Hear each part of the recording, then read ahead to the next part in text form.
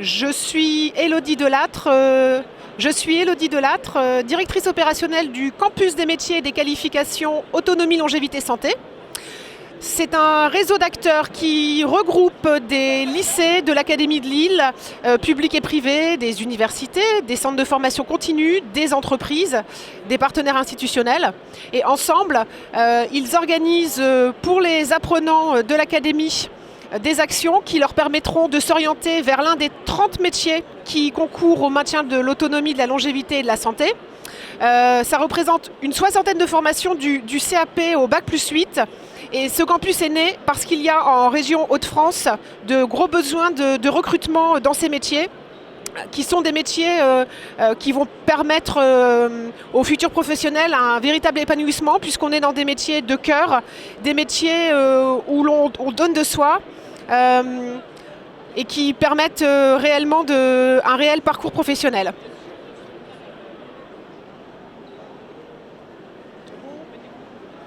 Et maintenant, je vais t'interviewer. On prend le même décor. Ah bah non, virtuel, c'est mieux. Et du coup, ah oui, je poserai la question, il y aura un temps. Et puis, non, mets-toi devant. Si je me mets devant, Tu n'es pas épaisse. ça dépend de oui. Non, mais à mon avis, tu peux te mettre.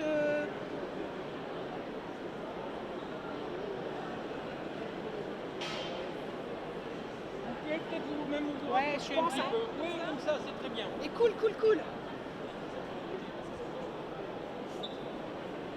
Oui, voilà. Mylène Scrève. Ton poste? On va dire chargé de relations.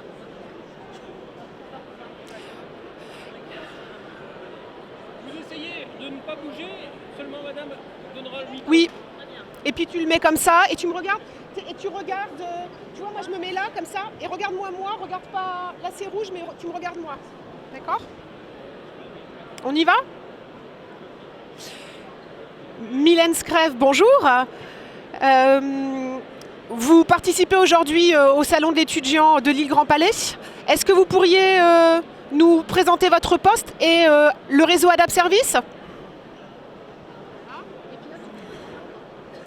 Bonjour Élodie, oui effectivement, donc je suis présente aujourd'hui à vos côtés au Salon de l'étudiant de Lille Grand Palais, simplement dans le cadre de notre partenariat et par rapport à notre problématique quotidienne au niveau de notre service d'aide à domicile, dans la mesure où nous peinons tous les jours à recruter de bons profils, de bons candidats pour les patients que nous avons en charge au domicile.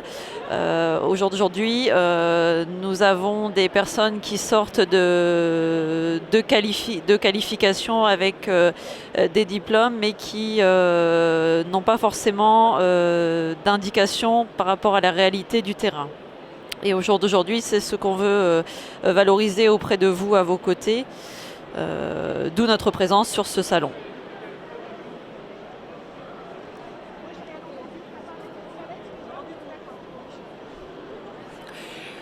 Pouvez-vous nous présenter cet outil Virtual Edge? Alors le réseau Adapt Service, donc, qui est un réseau national, a créé ce qu'on appelle l'application le Virtual Edge, que l'on utilise à l'interne dans la formation de notre personnel, mais également dans des sensibilisations grand public, comme nous pouvons le faire aujourd'hui, afin que nos futurs collaborateurs puissent se rendre compte de la réalité quotidienne de ce que peut être une intervention au domicile d'un particulier, puisque c'est jamais simple de rentrer dans l'intimité d'une personne, dans son quotidien, dans ses meubles, de lui préparer le repas qu'il souhaite, etc. Et c'est vraiment ce qu'on veut mettre en avant de manière très concrète pour pouvoir avoir vraiment des collaborateurs de demain en phase avec la réalité de notre métier. Merci Mylène. Alors le mieux c'est toujours de tester les choses. Est-ce qu'on pourrait bénéficier d'une démonstration de ce casque de réalité virtuelle? Comment on fait? Comment on fait? Là tu dis mais oui bien sûr, comme ça on verra si on le garde au montage ou pas, et puis on y va. Je dis oui bien sûr. Allons-y, mais il faut qu'on trouve un...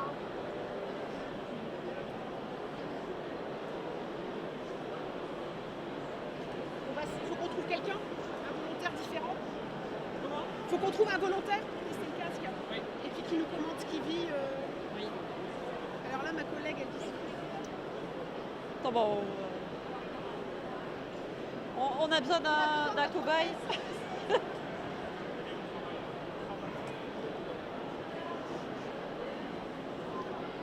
Tu dois tester ça. On va retester et puis sinon après il faudra donner l'avis. On te reconnaîtra pas. Ah bah attends, Tu dis que c'est super, c'est formidable, tu te demandes vraiment ce que c'est que... attends, je vais mettre le Qu'est-ce cache. que je dois dire? Attends. que... Eh ben, En gros que ça permet. Mylène va t'expliquer, elle va t'expliquer le principe, comment il faut faire, que tu vas D'accord. choisir, que tu peux bouger, nanana. Ouais. Tu lui demandes bien si sa tête, si ça va, si elle tourne pas, si tout va bien. Et toi tu dis ah mais oui, mais c'est vrai, on s'immerge vraiment, la réalité virtuelle mais c'est formidable. D'accord. Ça permet de voir les choses autrement. Se rendre compte que finalement on a encore quelques belles années, qu'il faut en profiter. Et que oui, mais et en formation, mais c'est génial de pouvoir s'immerger, tu vois, très, tu vois. Très C'est formation. vraiment concret, ouais. Ouais, d'accord. On peut Hein mettre l'accent sur le côté pratique. Le casque. Moi je vais faire quelques photos en parallèle. Ouais, comme ça tu pourras me les envoyer aussi. Waouh. Je lui mets le son. Ouais, le son. Tu veux pas aller dans ta baignoire? T'étais pas allé tout à l'heure dans ta baignoire? Il n'y a pas de. Il y avait juste mon J'ai bras. pas mis mon téléphone, c'est pas Parce grave. que là c'est Ah tout bah non, noir, t'as hein. pu Là faire je vois en vrai, rien, comme hein. ça. C'est Non normal. mais elle t'a pas mis le téléphone. D'accord. On va le faire en vrai. Non mais comme elle l'a dit. Ok. La blonde de service. Non parce que comme ça elle tu vois. Bon bah attends, lui. Qu'est-ce que je remets? Bah oui, je pensais qu'on faisait en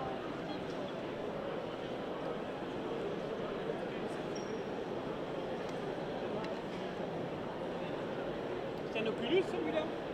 Non. Non, ah non, Non. c'est Samsung.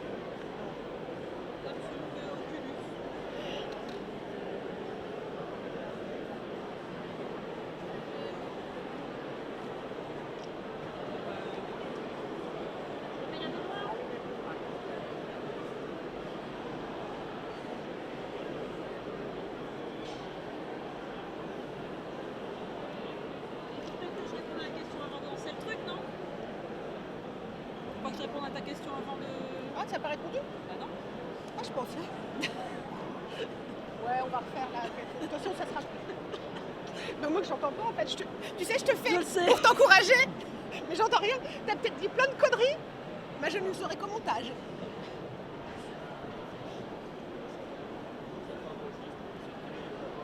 Ouais mais du coup faut pas que tu poses, faut que tu poses tes trucs. Puisque. Donc sors du champ ma chérie. Voilà. Donc je te repasse le micro. Tout à fait. Attendez, parce que j'ai pas répondu à la question tout à l'heure.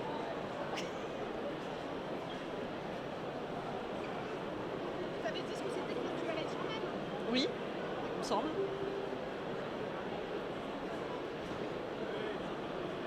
C'est bon? Non mais je sais pas. Oui, oui. Donc oui, effectivement, nous allons pouvoir tester le Virtual Edge. Donc je vais en fait poser sur... je vais préparer en fait le casque de réalité virtuelle, donc qu'on trouve classiquement dans le commerce et qui est relié en fait à notre application. La conférence Que faire avec un bac STMG à 11h en salle Eurodoc On va la refaire. Hein. et la conférence Que faire après un bac STL en salle de l'étudiant à 11h. Merci de votre attention. C'est bon? Donc oui, effectivement, nous allons pouvoir tester le Virtual Edge, donc qui est en fait basé sur une application qui a été créée par le réseau Adapt Service et qui permet, grâce à un casque de réalité virtuelle, de pouvoir se mettre dans la peau d'une personne d'environ 80 ans et de pouvoir connaître son quotidien. Donc voilà, je vais installer le matériel.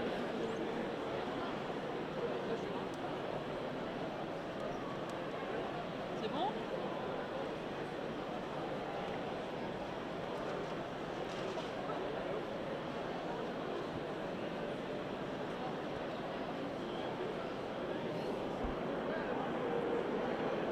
Tu vois, ça recommence. J'ai pas de raison en fait.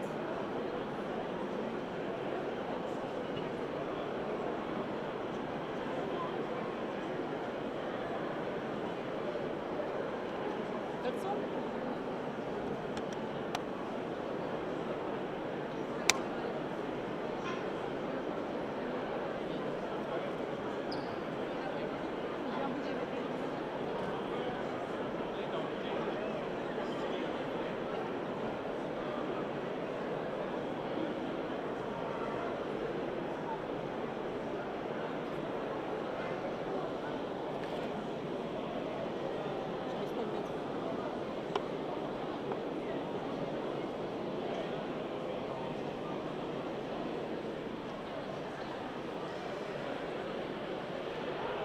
Voilà, donc madame là est plongée dans une réalité virtuelle. En fait, je l'ai immergée dans une baignoire. Donc là, vous ne vous en rendez pas compte, mais elle est en train de prendre son bain. Elle est dans de l'eau et en fait, elle n'arrivera pas à se relever.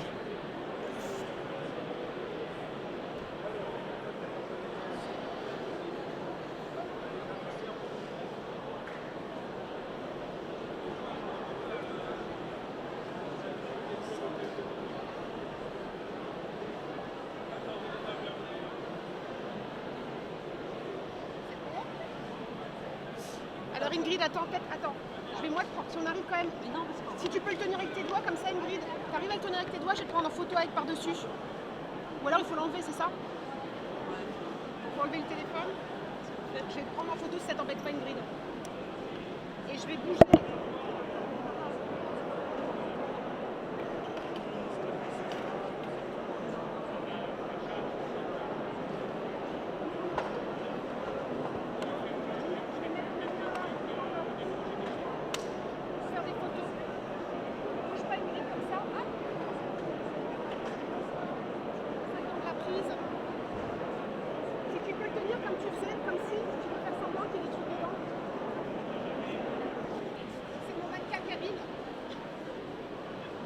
Pas eu trop le choix.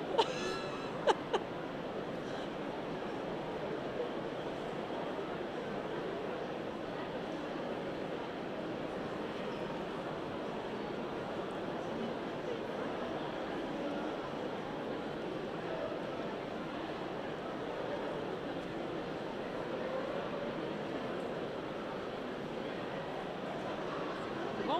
C'est bon Ingrid, merci. Voilà, je revire mon truc. Il va falloir parler Ingrid. Il va falloir parler.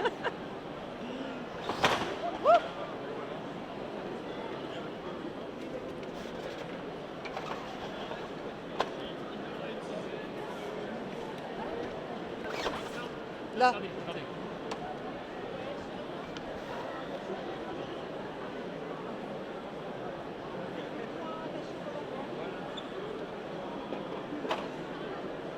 Alors, dis-moi, qu'est-ce que je dois dire? Je vais te dire les impressions Ouais. didactiques, pédagogiques. On a le sentiment vraiment d'être... En souriant, mais c'était super, mais vraiment la réalité virtuelle.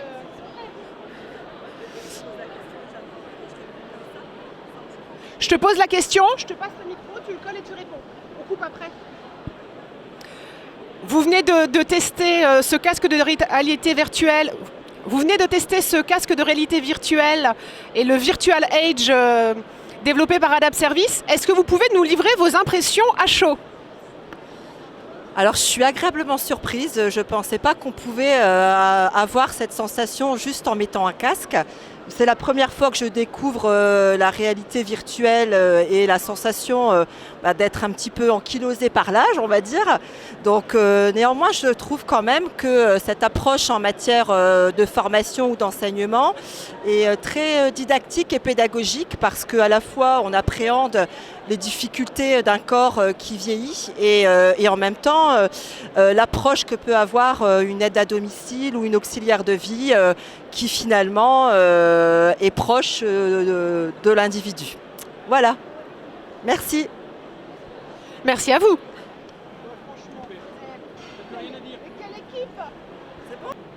C'est bon?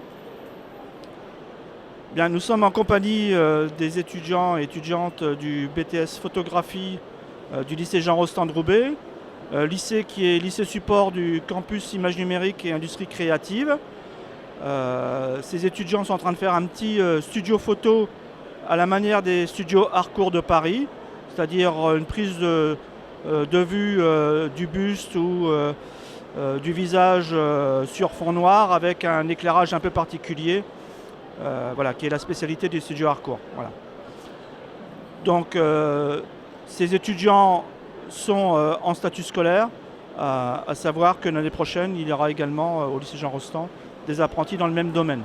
Voilà. Donc je vais poser quelques questions sur le parcours à une des étudiantes. Voilà. Donc qu'est-ce que tu as fait comme étude pour revenir au lycée Jean Rostand de Roubaix? Alors j'ai fait un bac pro photo au lycée... Pas bon? Parce que j'ai pas eu le temps de... D'accord. Je reprends. Donc, c'était comment ton prénom? C'est bon? Donc je vais poser quelques questions à Mathilde, qui est étudiante au lycée Jean-Rostand de Roubaix en BTS photographie, pour connaître un petit peu son parcours scolaire. Qu'est-ce que tu as fait comme étude, Mathilde? J'ai fait un bac pro photo sur un an au lycée Léonard de Vinci à Montaigu en Vendée. Donc j'ai rattrapé 3 années d'études mais sur un an. D'accord. Et tu es venu dans le Nord pour venir faire le BTS à Jean-Rostand ou... Alors j'avais demandé plusieurs BTS, j'ai été retenue à celui de Biarritz et celui de Jean Rostand et j'ai choisi celui de Jean Rostand. Pardon. D'accord. Et qu'est-ce que tu veux faire après ce BTS? Est-ce que tu vas continuer tes études ou est-ce que tu vas chercher un travail dans le domaine? L'idéal ce serait que grâce aux périodes en milieu professionnel, je trouve un emploi pour pouvoir travailler pour un grand studio, ce que je voudrais faire. D'accord. Donc tu vas essayer de prendre des contacts lorsque tu vas faire tes stages en entreprise. Alors ces stages, ils se déroulent quand et pendant combien de temps? Alors on a des stages, on a 2 périodes de stages qui sont en fin de première année et après on a un autre stage en deuxième année ils sont tous d'une période de 5 semaines. D'accord. Ces stages, ils sont identiques ou ils ont des thèmes différents? Alors on a un stage en prise de vue, un stage en traitement et un stage plus libre dans notre recherche. Et toi, tu es attiré par quel domaine? Alors moi je suis plus attirée par le studio en général, la photo de studio et après plus la photo de mode parce que j'ai aussi un bac en métier de la mode et du vêtement. D'accord. Merci beaucoup. Ça va comme ça?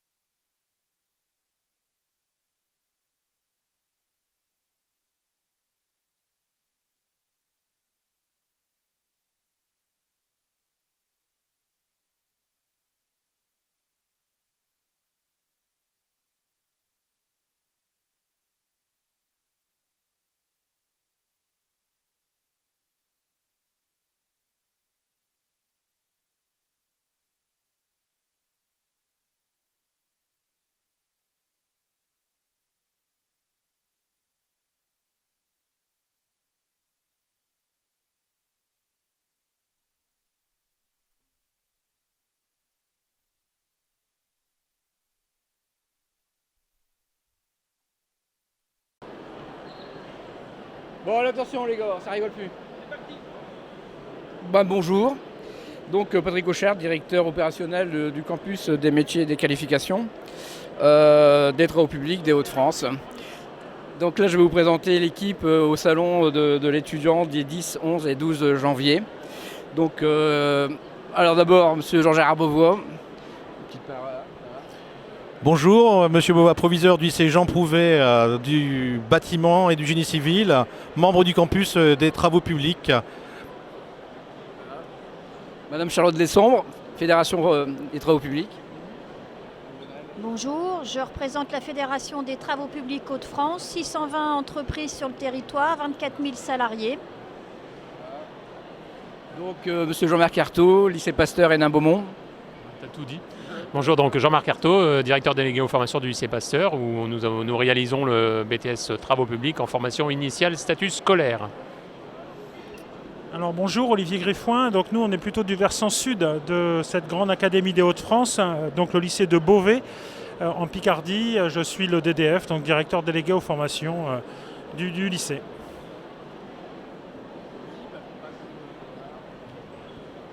Bonjour, Ingrid Zielinski, directrice opérationnelle du campus des métiers et des qualifications, bâtiments et systèmes énergétiques intelligents 3.0.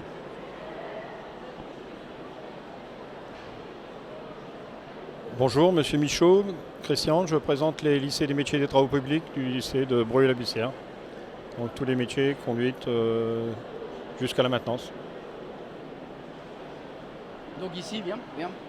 Et donc je vais vous présenter les élèves de deuxième année de DUT Génie Civil de l'IUT de Béthune, qui ont fait donc une présentation numérisée d'un diorama pour justement l'attractivité des métiers du génie civil et des travaux publics. Bonjour, donc je suis actuellement en deuxième année de DUT Génie Civil à l'IUT de Béthune et on a été chargé de réaliser un projet qui pourrait montrer l'ensemble des métiers du travaux public pour avoir en fait une maquette 3D qui va pouvoir renseigner les personnes qui s'intéressent à ces métiers. Donc on a réalisé plusieurs choses sur cette maquette. Ici, vous pouvez voir la route qui est décomposée suivant les différentes étapes et avec les engins qui sont dessus. Donc ensuite, nous allons voir les ponts, les constructeurs de ponts qui sont un métier très présent dans le génie civil.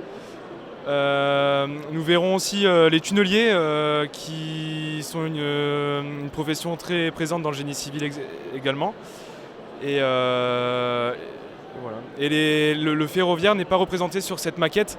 C'est un projet encore à mettre en place dans les prochains mois. Voilà. Ouais, c'est bien, excellent travail, merci. Voilà.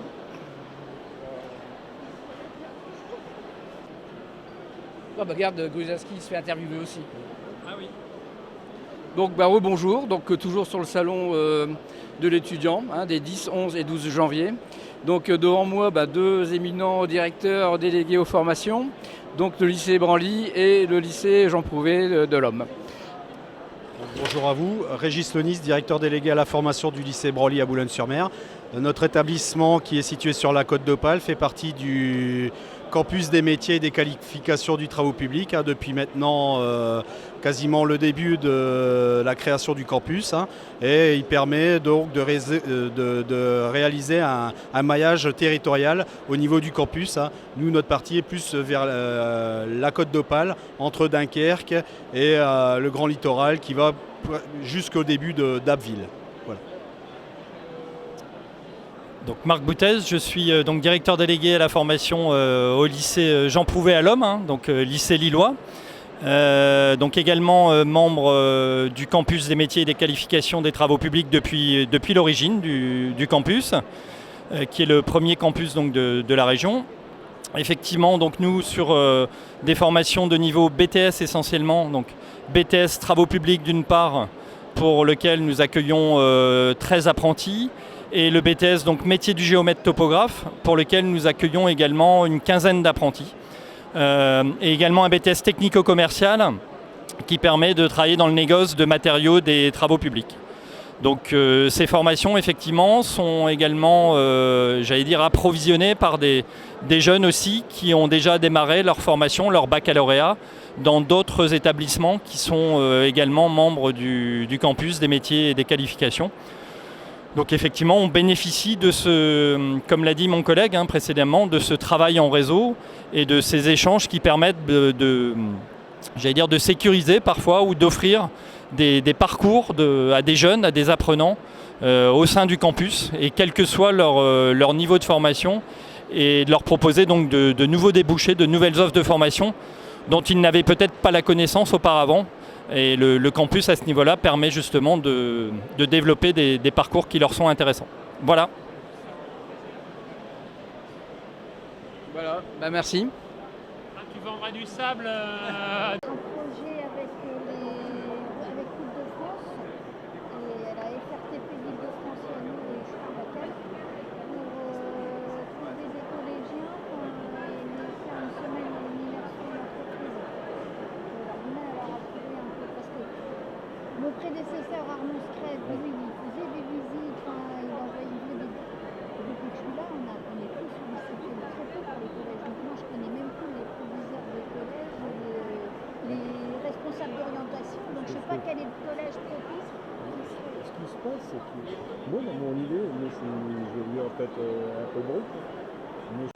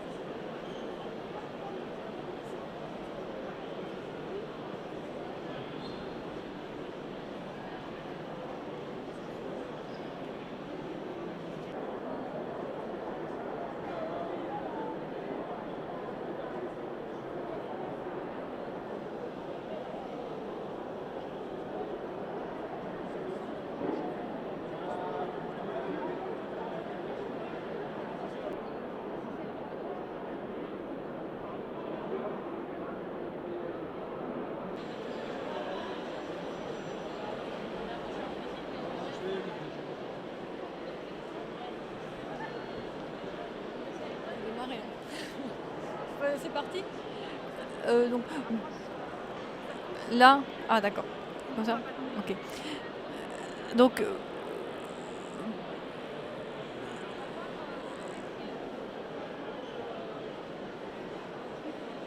voulez que je me mette là?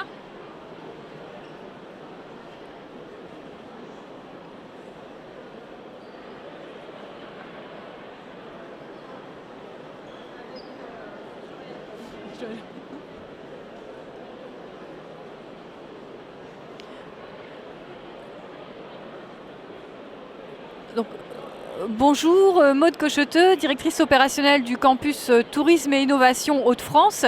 Le campus Tourisme et Innovation regroupe sur le territoire de la grande région Hauts-de-France 7 établissements de formation initiale, des établissements de formation continue et d'apprentissage, et surtout intègre dans son réseau les partenaires professionnels des branches des métiers du tourisme et de l'hôtellerie-restauration, ainsi que de nombreux partenaires privés, groupes, barrières, accords, qui viennent dynamiser et entretenir un réseau d'acteurs qui travaillent autour de projets sur l'ensemble de territoires et qui développent des partenariats sur des formations spécifiques.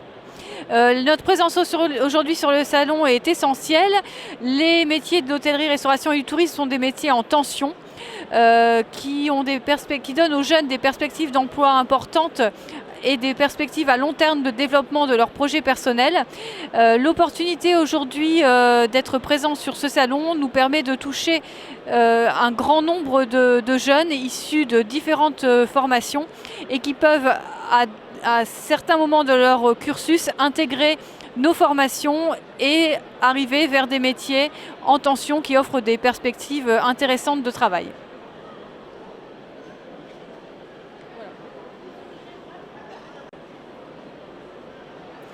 Bonjour, Maude Cocheteux, directrice opérationnelle du campus Tourisme et Innovation Hauts-de-France. Le campus Tourisme et Innovation donc, se développe sur le territoire de la Grande Côte d'Opale et de l'ensemble de la région Hauts-de-France et regroupe aujourd'hui 7 établissements de formation initiale, continue et apprentissage dans les domaines de l'hôtellerie, restauration et du tourisme. Notre présence au salon aujourd'hui est essentielle puisqu'elle elle donne aux jeunes des perspectives.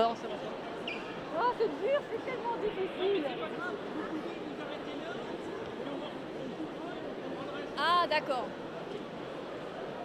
Bon, je recommence. On fait tout ça comme ça. Donc, les métiers de l'hôtellerie, restauration et du tourisme sont des métiers en tension aujourd'hui qui offrent aux jeunes des perspectives de recrutement à court terme importants, mais aussi des perspectives de développement de carrière qui sont très intéressantes, à la fois dans des groupes hôteliers, de restaurateurs ou dans des métiers plus ouverts sur du management ou de la gestion. Notre présence au salon aujourd'hui est donc essentielle pour toucher un public large, venant de formations diverses et variées, qui peuvent découvrir aujourd'hui des techniques, des pratiques culinaires et l'ensemble du panel qui s'offre à eux sur ces métiers de l'hôtellerie, de la restauration et du tourisme. Nos formations au campus se développent de la seconde au master et le panel de formation est offert à nos étudiants grâce à ce partenariat renforcé entre tous les partenaires de la formation sur le secteur Hauts-de-France.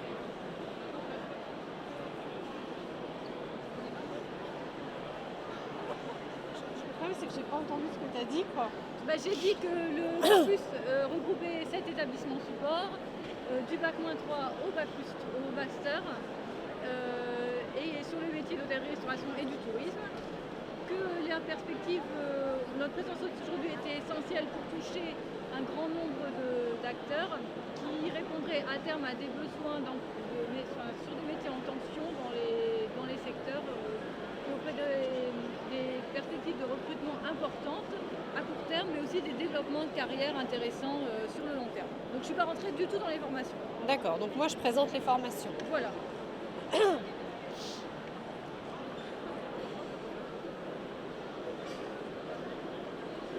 Je regarde.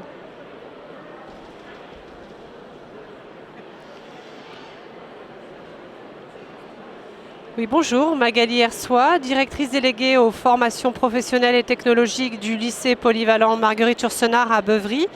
Donc sur ce campus innovation et tourisme, les formations post-bac sont représentées, le BTS management en hôtellerie-restauration avec les 3 options, mais également la mise à niveau ainsi que la mention complémentaire de dessert à l'assiette.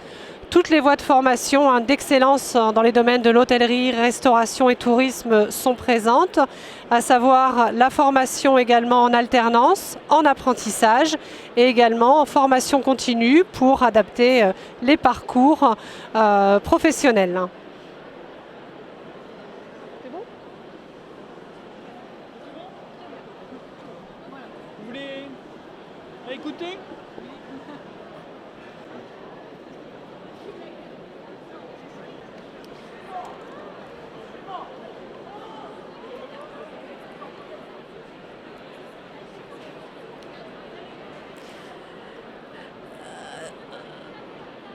Donc nous sommes en présence de James qui va tout d'abord nous présenter sa formation. Bonjour, donc je m'appelle James, donc moi je fais une option B, je suis en 2e année de BTS en génie culinaire et art de la table. Qu'est-ce qui vous plaît particulièrement, James, dans vos formations voilà, qu'est-ce qui vous passionne et qu'est-ce qui vous fait venir tous les matins au sein du campus et du lycée? Alors, qu'est-ce qui me fait venir tous les matins? C'est la motivation surtout de rendre plaisir aux clients et aussi le plaisir que j'ai dans ce métier, tous les jours. Ok, et pour l'avenir, voilà, quelles sont vos perspectives? Où vous voyez-vous dans 5 ans, dans 10 ans? Well, les métiers de l'hôtel et restauration ouvrent beaucoup de portes, surtout au niveau de l'international même. Donc moi j'aimerais bien pouvoir voyager avec le métier de la restauration dans l'avenir. Voilà. Merci beaucoup, James. Les filles, je vais faire venir une fille. Ouais, tu viens?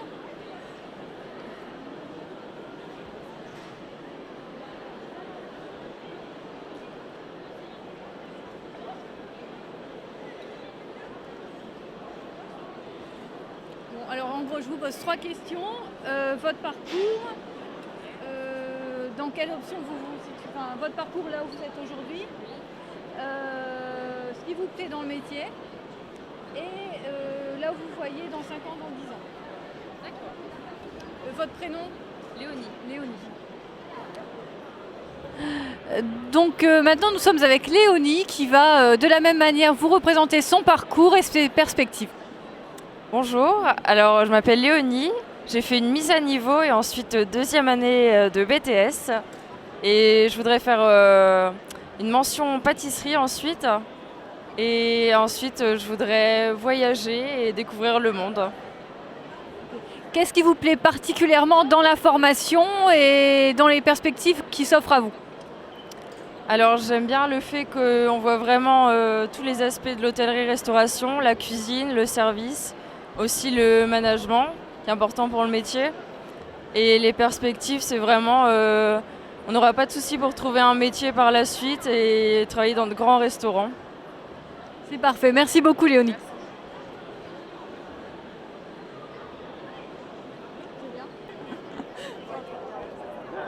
C'est pour ça qu'ils sont partis les deux.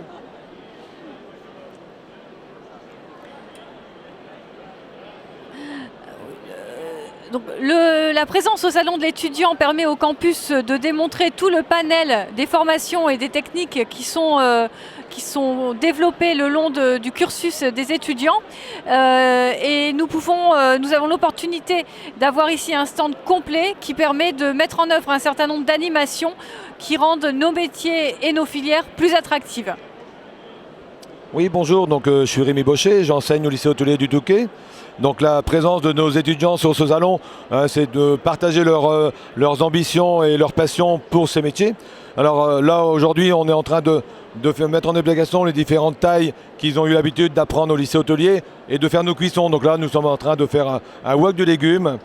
Donc on va faire sauter différents légumes et montrer que justement aujourd'hui on est multi-cuisine et donc on va incorporer tout ce qui est un peu thème asiatique dans nos recettes.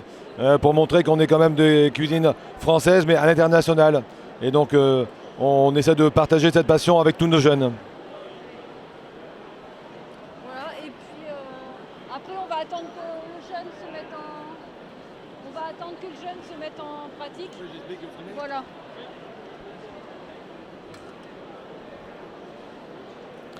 Donc là, en premier, on essaie de mettre d'abord nos légumes qui vont cuire plus longtemps, donc les oignons, les carottes, le céleri. Ensuite, on mettra le chou. Et ensuite, on va mettre des épices asiatiques. Donc voilà, on a mis nos premiers légumes, on met les carottes, parce que c'est long également à cuire. On met le butternut, puisque c'est produit de nos régions. Voilà, on va pouvoir donc remuer, assaisonner. Voilà, là on va mettre un peu d'épices. Voilà.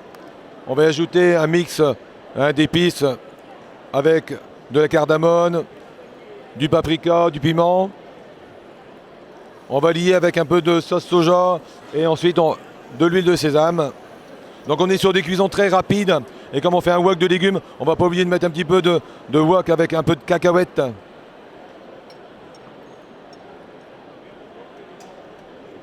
Donc ce sont des cuissons très très rapides, ce sont des cuissons en même temps qui permettent de faire du spectacle. Et aujourd'hui, la cuisine c'est ce partage donc d'émotions, de sensations et de parfums en fait. C'est ce qui est vraiment important. Voilà, on a déglacé avec un peu de sauce.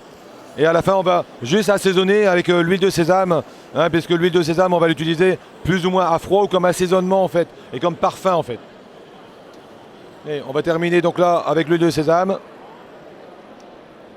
Et on va pouvoir faire déguster tous les clients du salon. Voilà. Et Voilà, la cuisson va être terminée, elle va être prête et bonne dégustation. On va tomber un tout petit peu. Voilà.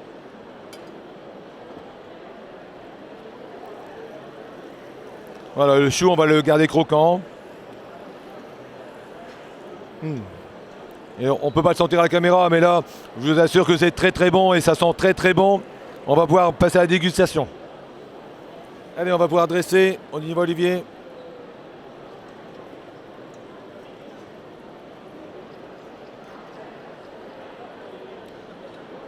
Parfait, je vous remercie beaucoup et bonne dégustation à vous.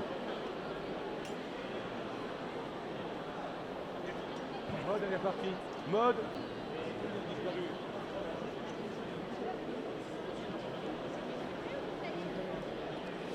Oui, bonjour, je me présente Laurent Malo. Donc, je suis actuellement formateur au lycée professionnel Marguerite Yourcenar à Beuvry. Et je suis sur le stand au salon de l'étudiant, au niveau du stand des lycées des métiers. Qu'est-ce que le lycée des métiers? C'est un accord que l'éducation nationale a fait avec la région pour plébisciter les différents corps de métier. Et moi, je suis là pour mettre en avant l'apprentissage qui est un fer de lance pour nos financeurs, nos mécènes, qui sont avant tout pilotés par la région. Dans un objectif, c'est qu'au bout d'un certain niveau d'études, peu importe le niveau, on ait la possibilité d'accéder au marché du travail et sachant que notre métier de l'hôtellerie de restauration, ce marché du travail est très porteur. Qu'est-ce que l'apprentissage? L'apprentissage, en fait, c'est une conciliation entre une expérience professionnelle et une compétence qu'on va acquérir dans l'obtention d'un diplôme de l'éducation nationale.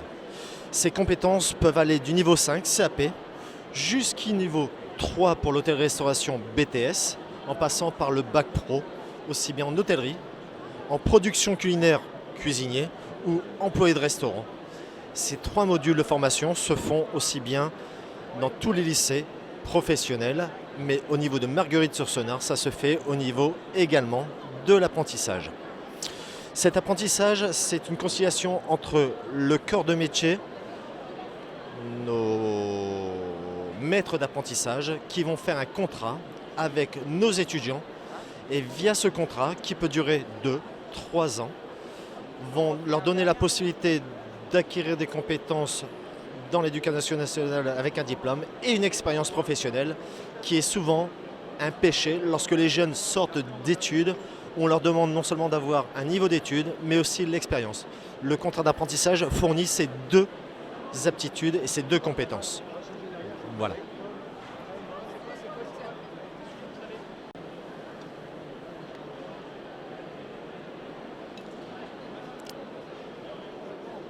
Vous me posez des questions? Vous avez... Ah, je croyais que vous alliez... Je croyais que monsieur c'était un échange, même pas. Ah non, il faut y aller comme ça. Ah ouais, mais c'est... Ah ouais, il faut préparer tout. C'est un peu surprenant. Hein. Bah oui, mais bon, c'est pas grave, on aura des images et des interviews. Demain, on refait une interview spécifique avec Lionel, mais... Bon, je pensais que c'était un échange. Ouais. Oui, bonjour, donc... C'est bon là?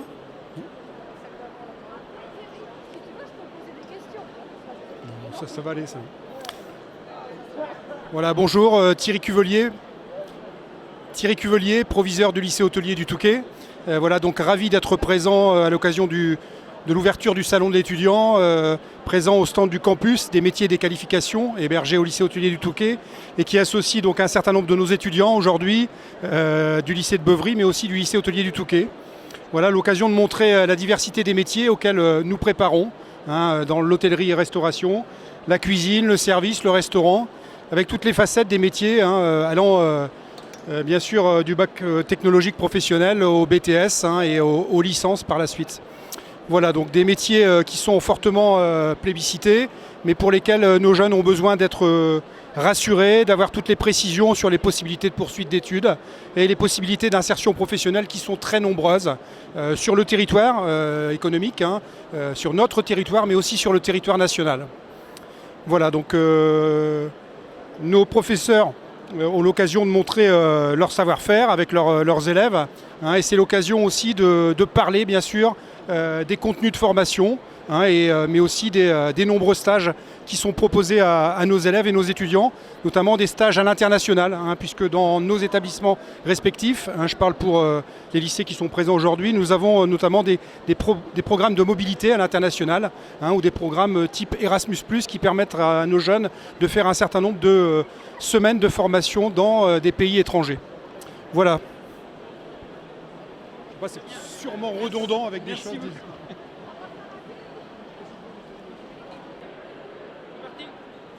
Bonjour madame, pourriez-vous nous présenter le campus bâtiment et système énergétique intelligent 3.0 et puis peut-être également vous présenter? Bonjour, donc Ingrid Zielinski, directrice opérationnelle du campus des métiers des qualifications bâtiment et système énergétique 3.0. Donc le campus BSEI 3.0, pour le résumer, est un campus qui fait partie de la dernière vague des campus labellisés, donc fin août. Il est en train d'éclore tout doucement de terre et donc il a pour objectif, dans un premier temps, d'être un facilitateur auprès des différents acteurs que sont bien évidemment les lycées, les organismes de formation, les structures privées et publiques, les établissements, les institutionnels et bien sûr les entreprises et les branches professionnelles donc du secteur du bâtiment. Il a pour vocation de permettre justement et de contribuer à participer à la réforme de la voie professionnelle et surtout à développer son attractivité. À travailler sur l'élévation des compétences des étudiants sous différentes formes, donc qu'ils soient sous statut scolaire ou apprentissage ou formation continue, mais aussi de permettre leur insertion et en tout cas de favoriser leur insertion professionnelle, de rendre bien sûr visible l'ensemble des partenaires en étant un interlocuteur unique et privilégié, mais aussi donc de développer un secteur socio-économique sur un territoire et sur un secteur déterminé. On va retrouver les établissements du secteur du bâtiment qui englobent les formations qui vont du niveau CAP au niveau bac, BTS, DUT, mais aussi aux écoles d'ingénieurs. On retrouve les branches professionnelles, la Fédération française du bâtiment. On retrouve les institutionnels que sont la région, bien évidemment le rectorat. Et puis le lycée porteur, donc le lycée Jacques Le Caron, qui est porteur du campus. Merci. Donc les acteurs du campus BSEI 3.0, on va retrouver les lycées partenaires du campus qui proposent des formations qui vont du niveau CAP au bac pro, BTS, DUT et aussi école d'ingénieurs. On retrouve les branches professionnelles, la Fédération française du bâtiment et la CAPEB. On retrouve aussi les institutionnels, la région et puis le lycée professionnel Jacques Le Caron qui est le lycée porteur du campus bâtiment et système énergétique intelligent 3.0.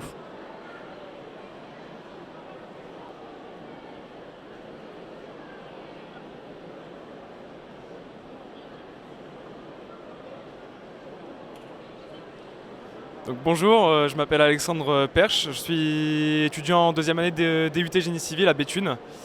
Donc ici nous avons notre projet qu'on doit présenter sur une maquette. Donc le but étant de représenter tous les corps de métier du TP, du monde du TP. Donc les tunneliers, les géomètres, les agents ferroviaires, mais aussi les employés de la route. Donc tout ça sur une maquette interactive que l'on va représenter à l'échelle sur une plateforme de 4 mètres par 3 et qu'on va exposer dans les UT. Donc voilà, je laisse la parole à ma collègue. Donc, bonjour, moi je m'appelle Bobé Julie et je suis également en deuxième année de DUT Génie Civil.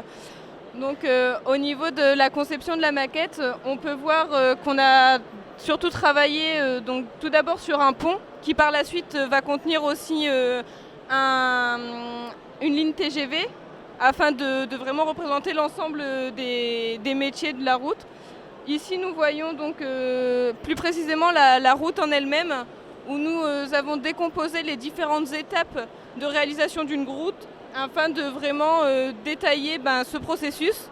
Donc de l'enrobé à la couche de base, la couche de fondation et la couche de forme, jusqu'au fond de fouille où on a pu du coup placer toutes les machines, et par la suite on mettra aussi tous les métiers qui sont représentés sur la réalisation d'une route. Et ici vous pouvez voir du coup l'ensemble du projet dans sa globalité.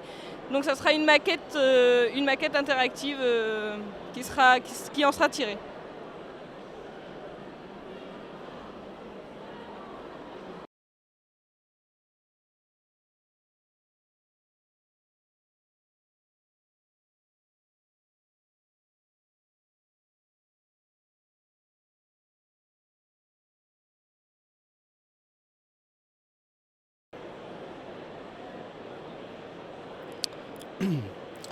Donc, je suis Cédric Gervais, je suis directeur opérationnel du campus des métiers et des qualifications en bioraffinerie végétale et chimie durable.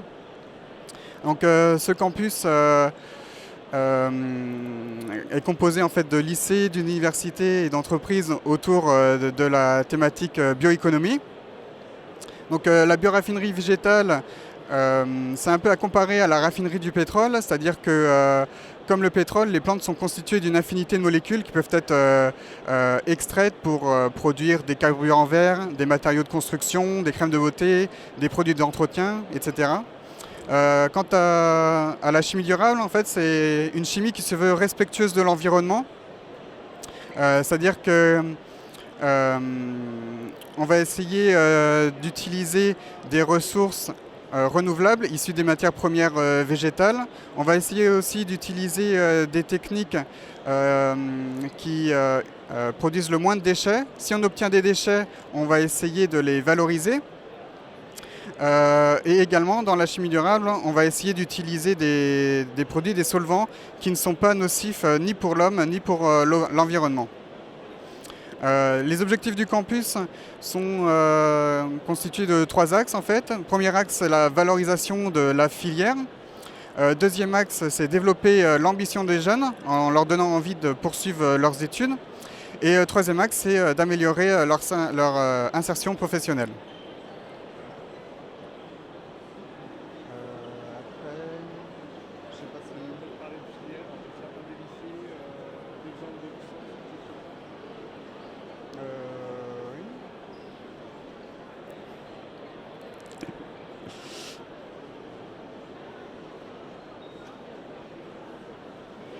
Parmi les formations qui sont présentes dans le campus, on retrouve notamment la licence professionnelle bioraffinerie de la plante au produit qui est proposée par l'Université de Picardie-Jules Verne. Nous avons également l'IUT de Béthune qui a son département de chimie et qui travaille notamment en collaboration avec Rocket, qui a travaillé sur une formation qui a été spécifiquement réalisée pour Rocket. Et donc le campus permettra également de développer, les bonnes pratiques en fait, avec d'autres entreprises et d'autres formations. Il y a également aussi des BTS, comme le BTS métier de la chimie à Nogent-sur-Oise.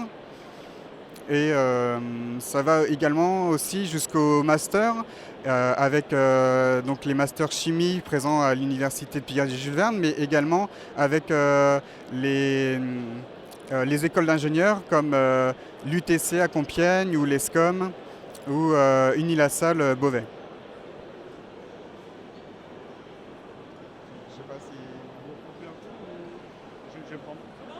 Vous recoupez un coup ou pas? Vous avez arrêté là ou pas? Non, j'arrête pas, mais bon... Ah, vous déroulez, d'accord. Bah j'y vais, c'est parti. Vous m'entendez, c'est bon? Ok, donc je suis Vincent Romary, responsable du recrutement pour la société Rocket. En partenariat avec le campus des métiers et qualifications bioraffinerie, nous sommes présents aujourd'hui sur le salon de l'étudiant. Notre objectif est de présenter les métiers de la bioraffinerie, puisque Rocket est vraiment dans ce secteur d'activité. Nos métiers sont très diversifiés en la matière et c'est pour ça que nous avons besoin des compétences et des formations que le campus met en valeur. Notamment, nous sommes en partenariat avec l'IUT de Béthune qui développe une filière autour de la chimie du vivant, la chimie du végétal.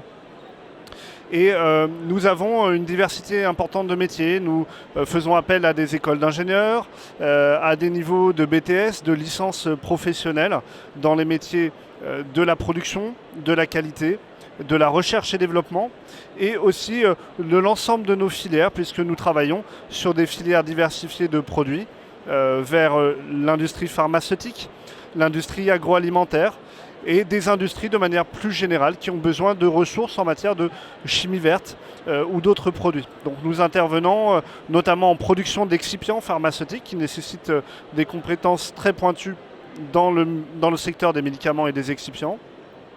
Nous intervenons aussi pour l'industrie du papier et du carton dans la production d'amidon spécifique pour ces industries.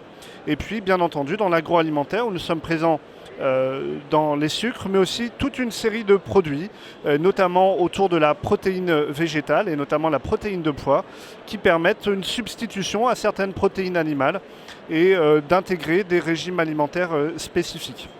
Rocket est une entreprise internationale. Sa recherche de compétences s'oriente aussi vers des personnes qui ont une expérience à l'international et sont capables de se projeter dans nos différents sites dans le monde. Voilà un petit peu pour toute l'industrie Rocket. Merci, on est bon. Ouais, c'est parfait.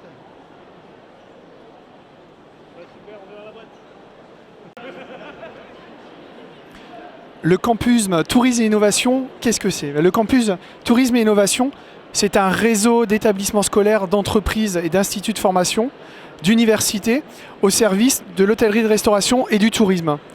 Par exemple, Monsieur Le Sey et son élève Léonie nous présentent une préparation autour du sucre destinée à agrémenter des gâteaux, à agrémenter une salle de restaurant pour satisfaire aux désirs des clients.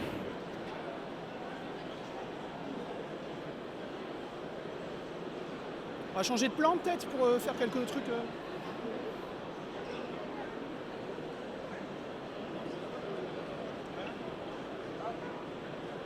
Ça allait au niveau du débit? On peut voir ou pas? Ah oui, on peut voir. Je peux regarder? Oui, bien.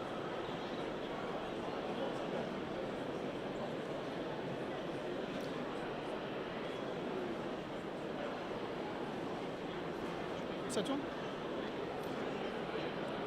Le campus Tourisme et Innovation, dont le lycée hôtelier du Touquet et l'établissement support, regroupe 1400 apprenants sur une zone géographique allant de l'Amiénois à Calais.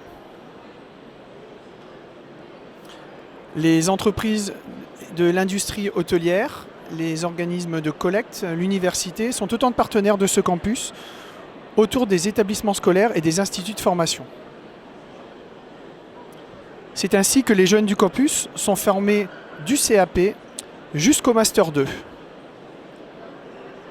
Les formations peuvent se faire en apprentissage, sous statut scolaire ou en alternance dans le cadre du GRETA Grand Littoral. Les jeunes ont ainsi la possibilité de se former à Calais, à Rue, à Amiens, au lycée hôtelier du Touquet, à Beuvry.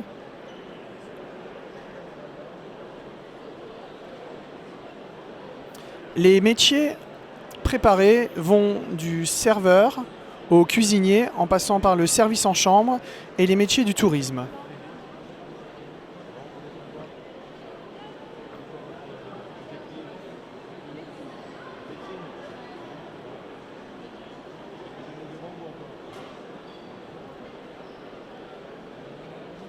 C'est bon ?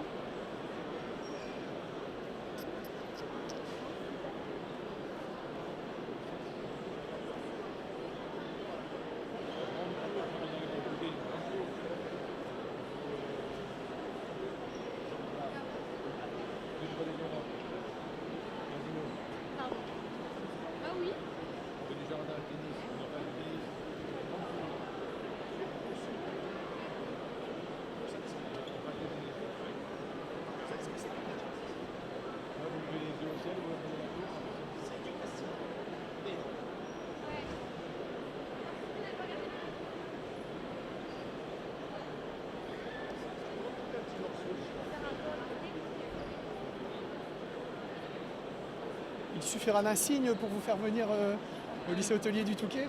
Oui.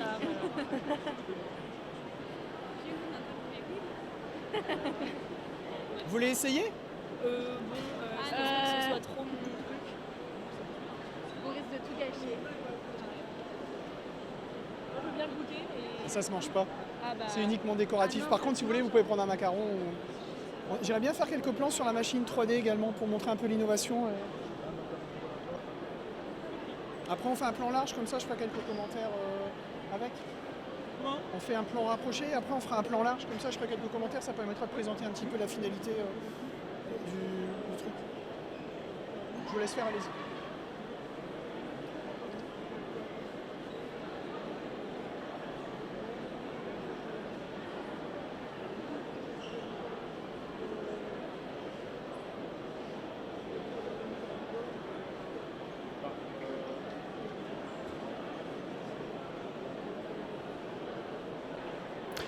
Le campus tourisme et innovation, c'est bien sûr l'hôtellerie, restauration et le tourisme, mais c'est aussi et avant tout de l'innovation. Alors comment l'innovation se traduit dans l'hôtellerie, restauration et le tourisme? Elle se traduit par exemple à travers l'impression 3D. Nos élèves et nos étudiants ont la possibilité d'accéder à un espace d'innovation partagé dans l'enceinte du lycée hôtelier du Touquet, de partager leur expérience avec les entreprises et ainsi concevoir des projets innovants, notamment autour de l'impression 3D.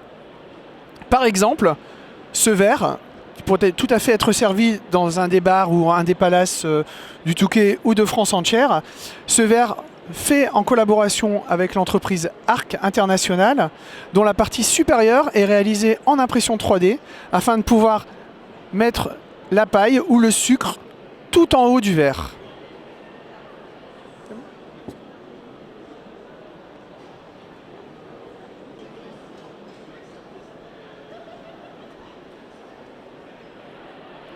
Un exemple d'exercice réalisé par les élèves et les étudiants en formation en hôtellerie-restauration, le dressage d'une table pour 2 personnes avec les verres à eau, verre à vin blanc, verre à vin rouge, et à gauche le verre à cocktail réalisé en 3 dimensions sur une imprimante et sur une base d'un verre Arc International.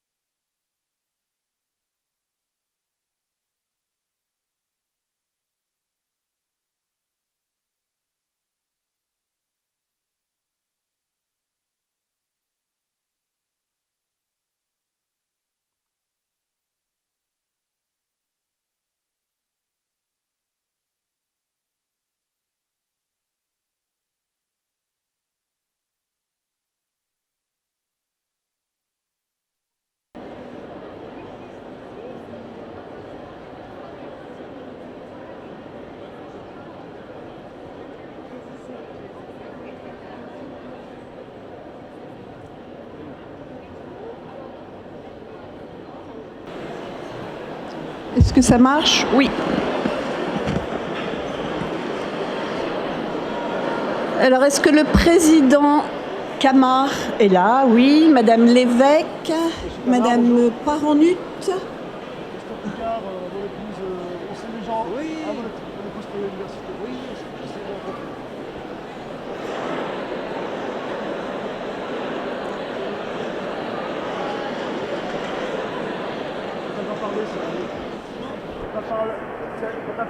Bonjour à tous et toutes. Voilà une énième édition du salon qui a ouvert ses portes hier. Il existe depuis plusieurs décennies, ce qui veut dire que nos premiers visiteurs ont passé les 50 ans et qu'on va commencer à voir la 3e génération. Ce qui n'a pas changé, c'est que c'est toujours aussi compliqué de construire son avenir. Pourquoi ? Parce que le monde change. À partir du moment où le monde change, puisqu'on nous incite à de l'invention, de l'innovation, des nouvelles technologies, on parle de cette disrupture permanente, la mondialisation, forcément, cela implique que les formations s'adaptent à tout cela. Et c'est pour cela aussi que le système est complexe, parce qu'il suit le move, il suit ce qui est demandé par notre économie. Notre objectif, c'est bien sûr de ne laisser personne sur le bord du chemin ou dans ce train qui va de plus en plus vite, mais on peut faire aussi des trains à différentes vitesses. Qu'est-ce que le salon ? C'est un outil parmi d'autres salons. Notre objectif, c'est de décrypter ce fameux schéma de l'enseignement supérieur qui est un peu complexe. Pour cela, il y a bien sûr les exposants, et j'en profite pour tous les remercier, les universités qui se mobilisent, et je sais que c'est un gros projet pour elles, ce salon, mais aussi les lycées, également les écoles consulaires, grandes écoles. On a la représentation de tout le schéma de la région, mais je voudrais aussi saluer les gendarmeries, les services publics, notamment la gendarmerie, la police, les armées qui sont sur ce salon depuis le début et qui nous accompagnent sur tous nos salons annuels. Donc ils font quasi nos 20 salons, donc ça mérite aussi d'être salué. Donc les exposants, mais nous n'avons eu de cesse de développer des ateliers sur ce salon. Il y a le kiosque info, il y a le kiosque Parcoursup, on a un kiosque étudié à l'international, on a des box vidéo métiers, et puis on indique aussi les classements des écoles, parce qu'on sait que c'est un indice qui peut pour certains être important. On fait des tests pour savoir à quoi on pourrait se destiner. On a des ateliers de coding, parce que le coding, c'est devenu essentiel aujourd'hui dans cet univers du numérique et du web. Nous avons 45 conférences, c'est vraiment beaucoup. On a des animations, donc je peux vous parler d'un stand où on parle de la mixité des métiers pour inciter les femmes à aller vers des métiers qui ont la réputation d'être plutôt masculins, notamment l'informatique et les carrières d'ingénieurs. On a une association WeMove qui vient sensibiliser les jeunes à l'alcool. On a des ateliers aussi de maquillage, on a un défilé de mode et plein d'autres choses. Mais nous avons aussi un thème annuel. C'était il y a 2 ans les métiers du numérique. Cette année, ce sont les métiers et les formations de l'intelligence artificielle, parce qu'on sait qu'il y a forcément beaucoup de besoins au moment où les jeunes vont terminer leur formation, c'est-à-dire dans 5 ou 6 ans. On parle de 21 millions de créations d'emplois dans ce secteur-là. Certes, il y aura certainement de la destruction d'emplois, mais c'est ainsi va la vie. Et tout ce que nous voulons demander aux jeunes, c'est qu'ils continuent à avancer avec un respect de l'autre, puisqu'on dit toujours que ma liberté s'arrête où démarre la liberté de l'autre, avec les valeurs de nos sociétés que nous avons établies déjà depuis des années et qu'il ne faudrait pas disrupter en permanence. Nous avons fait un hackathon dans ce cadre-là, et je voudrais remercier bien sûr Sabrina, mais nos partenaires, et notamment l'INRIA, qui est le partenaire de cette opération. Pendant 8 heures hier, nous avons eu 5 équipes de jeunes qui ont réfléchi sur un nouveau concept le thème, c'était la vie quotidienne en tant qu'étudiant.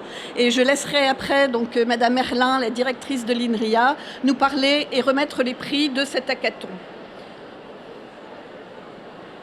Alors d'ailleurs, sur cette intelligence artificielle, souvent on me demande mais c'est quoi? Quand on a voulu faire ce sujet, il y a des exemples très basiques, c'est Siri.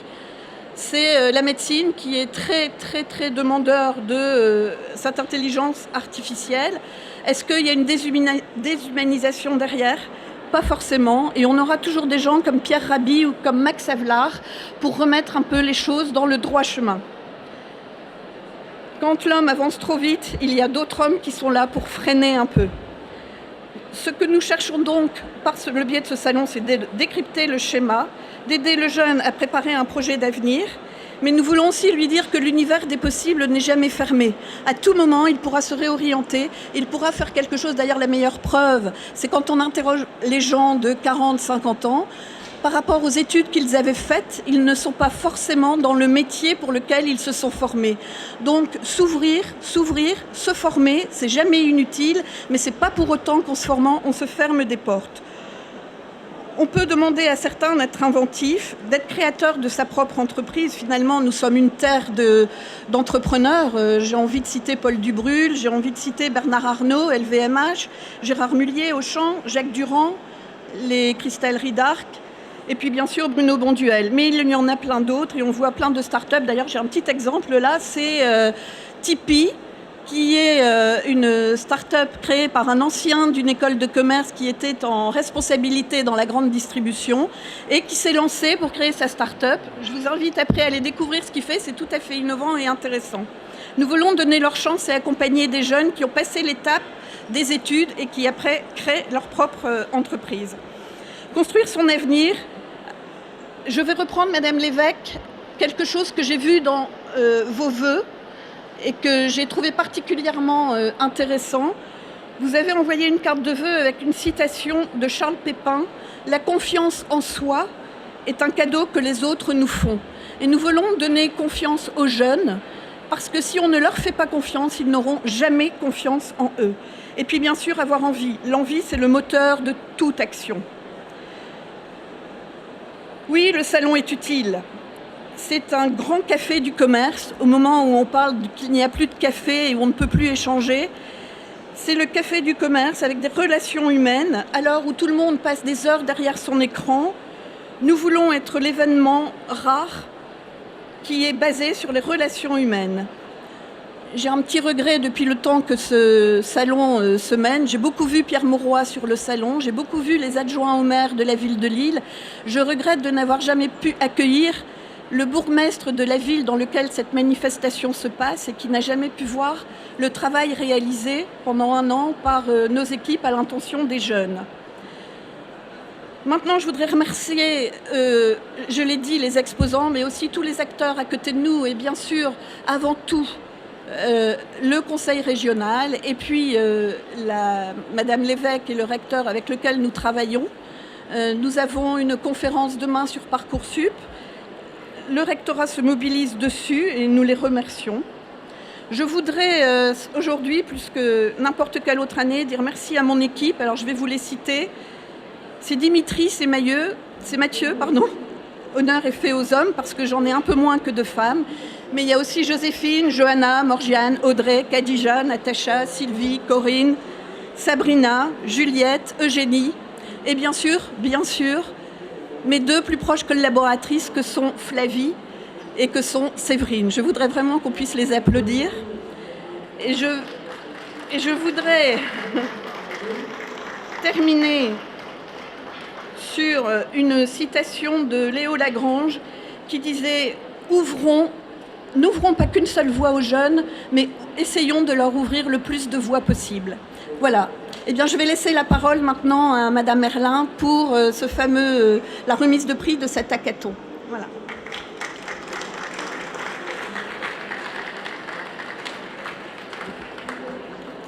Merci.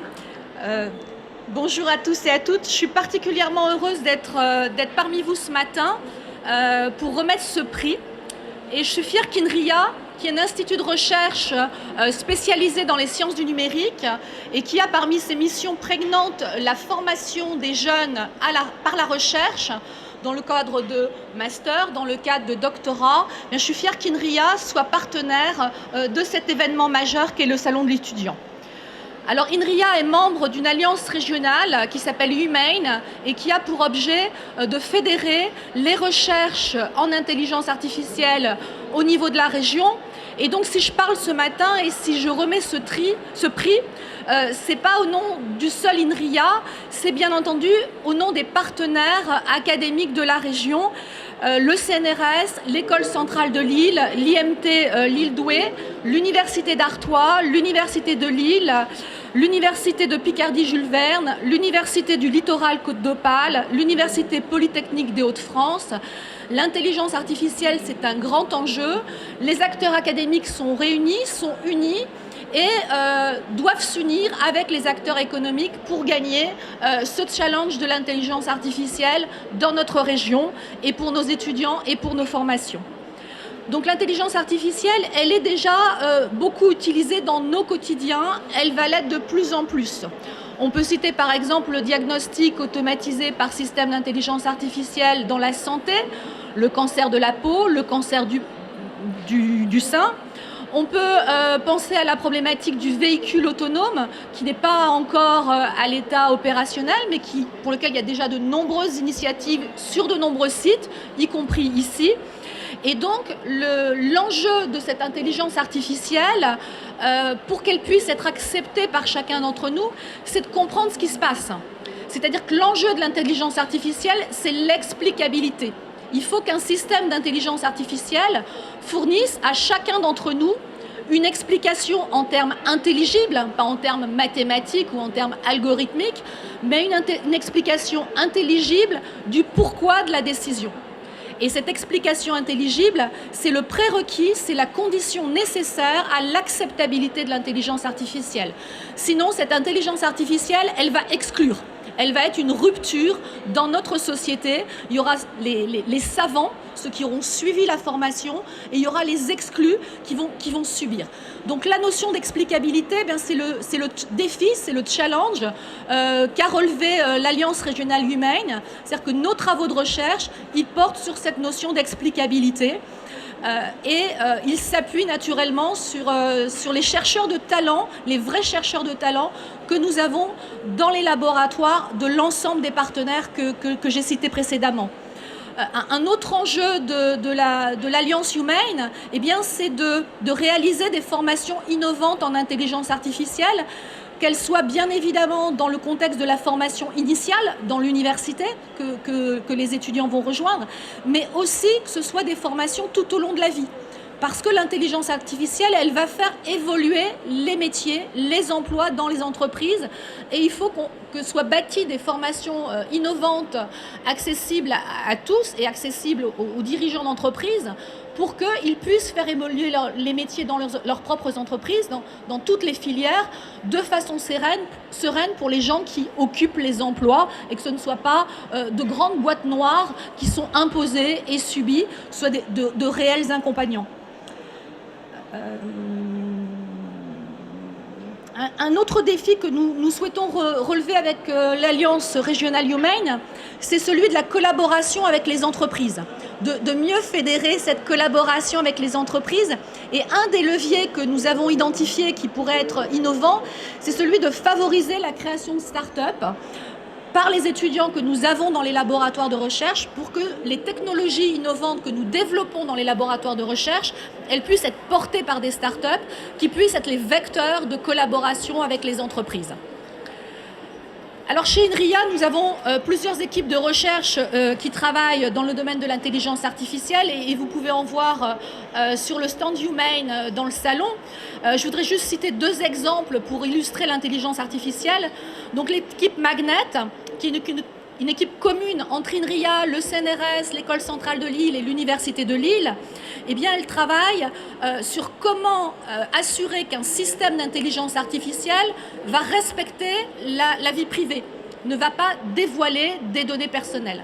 Et ce sujet de recherche, qui est toujours très prégnant dans la communauté scientifique, il est mis en exergue dans tous les médias au travers les nouvelles réglementations sur la protection des données et la RGPD. Un autre exemple que je voudrais illustrer, c'est celui de l'équipe SECAL, qui est une équipe de recherche qui est également commune entre INRIA, l'École centrale de Lille, l'Université de Lille et le CNRS, et qui, elle, travaille sur des recherches qui permettent d'assurer l'adaptabilité d'un système d'intelligence artificielle. Comment ce système d'intelligence artificielle va s'adapter à l'utilisateur et à l'environnement. Et on retrouve ça, par exemple, dans la notion de robot assistant, qui doit s'adapter à son utilisateur, qui a des besoins différents et qui doit s'adapter à l'environnement dans lequel évolue cet utilisateur. Donc ces quelques petits éléments vous expliquent pourquoi je suis ravie d'être là parmi vous ce matin et pourquoi c'est important qu'INRIA, au travers de tous les partenaires qu'on représente ce matin, mais de l'Alliance régionale humain, soit partenaire du salon et soit là pour remettre ce prix. Alors je vais maintenant avoir l'honneur, le plaisir de remettre le premier prix du hackathon en intelligence artificielle du salon de l'étudiant à l'équipe du projet OBIA, qui est une équipe formée de jeunes de l'ISTC, de l'EFAP et du CESI. Et ils ont bâti un système de recommandation et de marketplace pour des activités de loisirs occasionnels. Et donc, les raisons pour lesquelles ils ont emporté ce prix, c'est qu'ils ont présenté leur maquette lors d'un pitch, ils ont élaboré dès à présent un business model qui est particulièrement pertinent et cohérent, et puis leur projet doit pouvoir évoluer très rapidement et pouvoir être mis sur le marché très rapidement. Donc félicitations à l'équipe OBIA et je les attends pour pouvoir leur remettre le prix.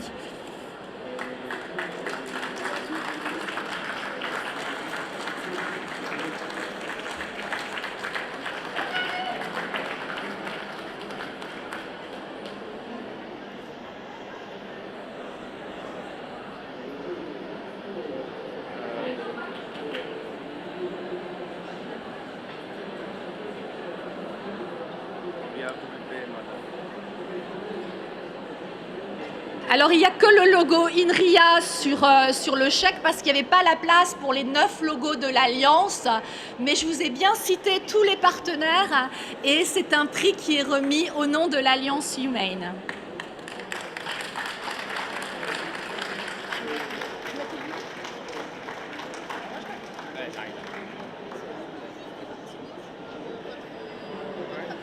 D'accord. Bonjour, donc je parle au nom de l'équipe. Donc oui, effectivement, on a proposé une application qui s'appelle Obia, qui est censée améliorer les loisirs dans la vie de tous les jours. L'intelligence artificielle de notre application permettrait de personnaliser les activités qu'on choisit et de rencontrer des gens avec des profils complémentaires et qui se ressemblent pour faire les meilleures rencontres avec les meilleures activités. Voilà, grosso modo, notre application Obia. Merci beaucoup. Félicitations, vraiment. Bravo, et maintenant je vous invite pour le pot de l'amitié.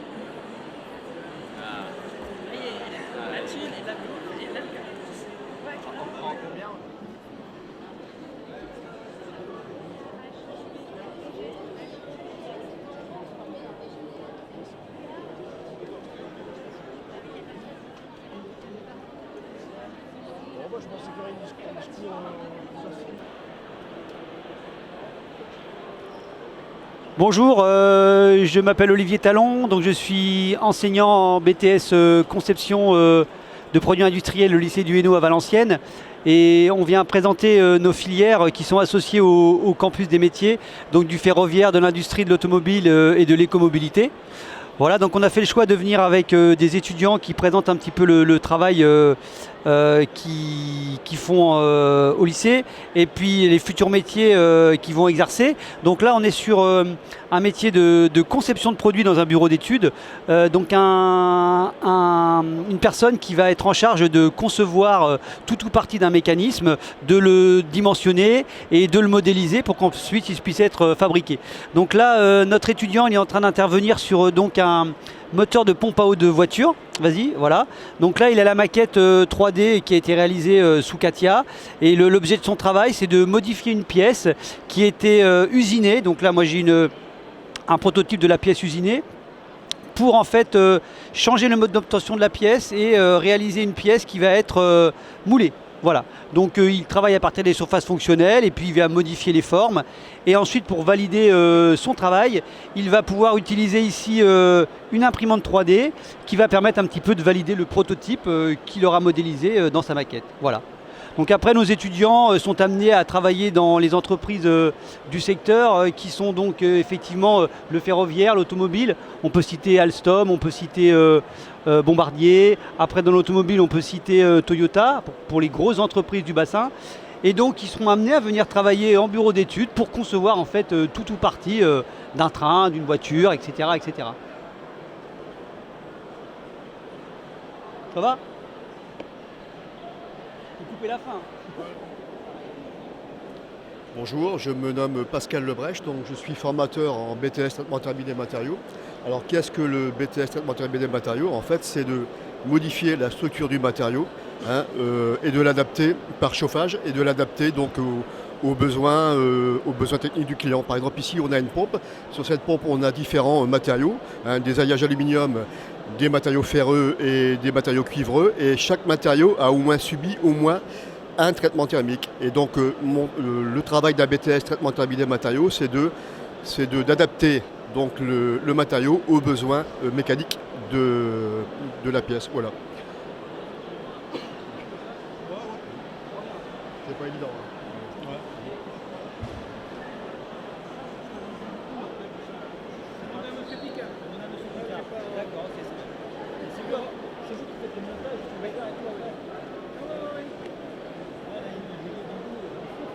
Il n'y a pas que ça. Je me doute. Parce que lundi, je suis à Valenciennes. Je filme une conférence.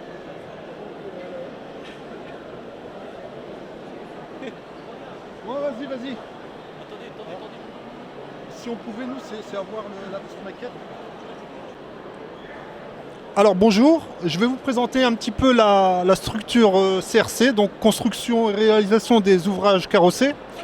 On a actuellement 2 étudiants qui sont en train de scanner donc un objet, une maquette, donc à l'aide de pastilles, qui permet de récupérer ici sur le logiciel dédié un nuage de points.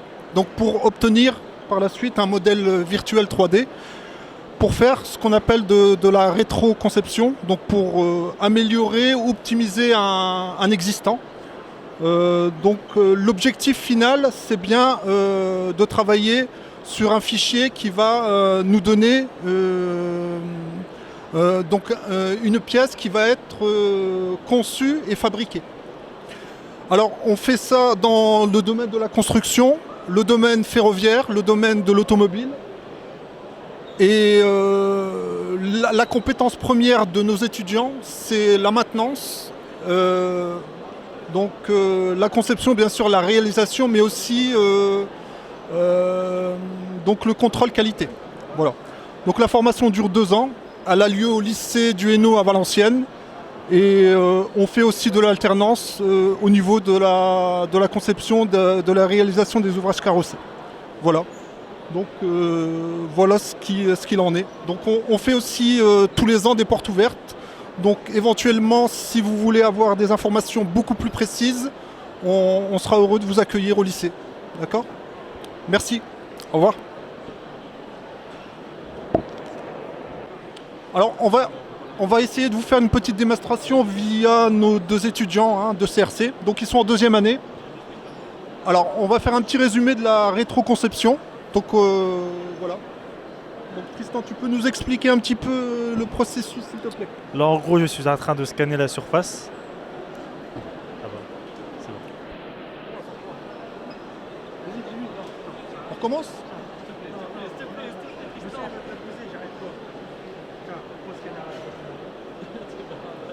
Non mais Tristan. Je vais le faire. Tu vas le faire. Ah bien.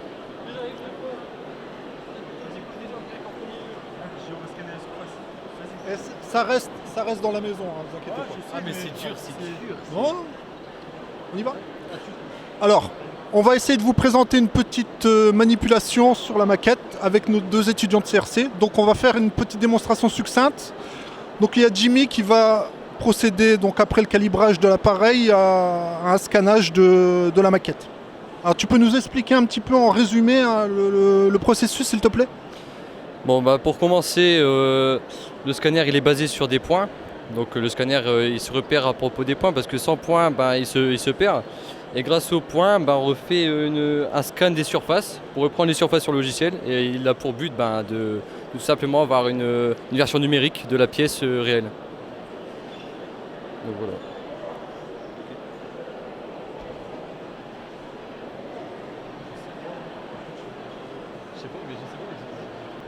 Tu vas présenter donc, le processus de scannage avec le calibrage rapidement et le scannage qui est un balayage de nuages de points. Mais j'ai mon nom et prénom ou pas?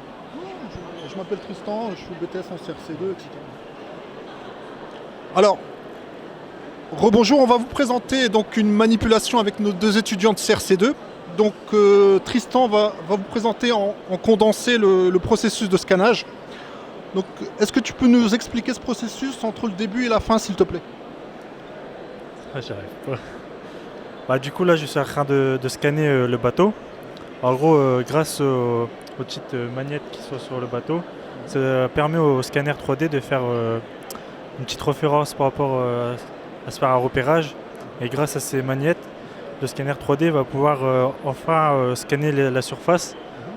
Et grâce à cette surface, le scanner 3D il reproduit le bateau qui est sur l'ordinateur grâce au laser qui est au losange là.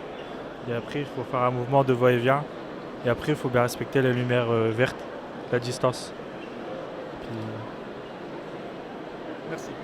Merci. Le campus des métiers métallurgie et plasturgie est un espace de rencontre de différents partenaires, les branches professionnelles, les lycées du secondaire, mais aussi des laboratoires de recherche et des universités. Il s'agit de monter des projets en commun afin de créer une dynamique pour les formations, mais aussi les métiers que cela comporte. L'industrie a besoin de la métallurgie, l'industrie a besoin des composites, l'industrie a besoin de la plasturgie. Pour gagner en temps, pour gagner en qualité, pour gagner en poids, faire des économies, le développement durable. Tous ces éléments font que des compétences sont nécessaires. Le campus des métiers métallurgie et plasturgie rassemble ses partenaires pour proposer à des jeunes et à des personnes en formation et aussi à des personnes salariées de pouvoir se former sur des nouvelles compétences, pouvoir accéder à de l'innovation et permettre à chacun de développer ses activités.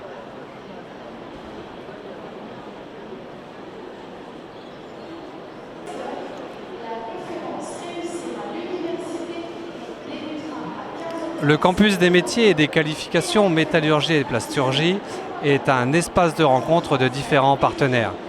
Des établissements du secondaire, des universités, des branches professionnelles, des entreprises, une plateforme technologique. Toutes ces personnes mettent à profit leurs compétences et leurs innovations pour proposer à des personnes, des apprentis, des scolaires, des adultes en formation, des salariés, de nouvelles compétences et que demain débouche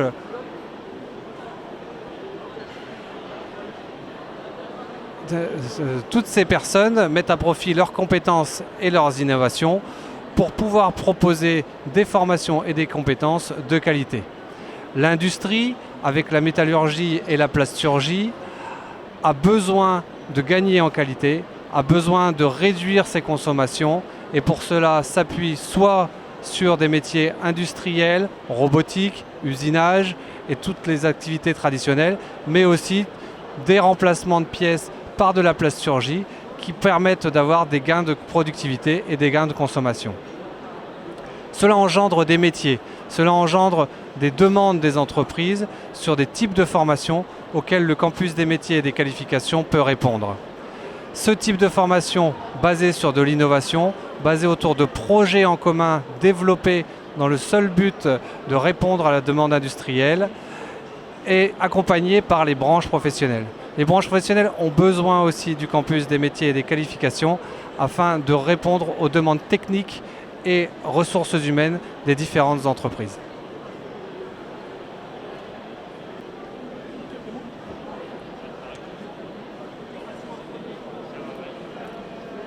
Je mets les 3 quarts, d'accord. Alors Monsieur Le Seu, vous êtes champion de France du dessert, professeur de pâtisserie au lycée hôtelier du Touquet. Concrètement, qu'enseignez-vous au lycée hôtelier du Touquet? On coupe, je vous pose d'abord les 3 questions, après vous faites les 3 réponses. Donc la première question, c'est qu'est-ce que vous enseignez, d'accord? Donc deuxième question, c'est quels sont les enseignements, les formations et les métiers que l'on prépare, d'accord? Très bien, merci. Quels sont les métiers qui sont préparés au lycée hôtelier du Touquet et quelles sont les formations dispensées? C'est bon? Vous me répondez aux 2 premières questions. Bon, on peut y aller, ouais. Donc au lycée du Touquet, moi je suis en charge de la mention cuisine, dessert de restaurant. Donc ça consiste à former les jeunes issus d'un diplôme hôtelier ou de l'alimentaire au métier de cuisinier, plutôt de pâtissier en restaurant. Donc la formation est dispensée sur une année. Il y a 12 semaines de formation d'entreprise. Et c'est un diplôme du niveau 4. Coupé. C'est un diplôme de niveau 4. 4, ouais. Voilà. Vous faites 3 de 1 et vous reprenez. 3 de 1, vous reprenez. 3 de 1. Donc c'est un diplôme du niveau 4. Et ça permet après de devenir chef pâtissier ou responsable d'un laboratoire et gérer une équipe de commis. Donc au niveau des formations, lycée hôtelier du Touquet, ça démarre du CAP jusqu'à la licence pro professionnelle. Et ça englobe tous les métiers de la cuisine, réception, hôtellerie, sommellerie, traiteur, pâtisserie. Qu'est-ce qu'on fait en cuisine? Qu'est-ce qu'ils apprennent à faire en cuisine? Donc en cuisine, on apprend toutes les techniques de base, les tailles, les cuissons, les fonds, les fumées, tout ce qui est les plats. On les prépare aussi à de nombreux concours. Et voilà, après ils peuvent partir vers la collectivité, la gastronomie ou être conseiller culinaire. Au niveau des métiers de service, qu'est-ce qu'ils y apprennent? Alors, au niveau du service, ils apprennent la sommellerie, après tout ce qui est onologie et tout ce qui est attrait à la table, le fromage, les différentes régions. Au niveau de l'hôtel? Alors l'hôtel, la réception bien sûr, c'est une chose très importante. Et puis après, gérer une équipe de gouvernantes, femmes de chambre. C'est bon ?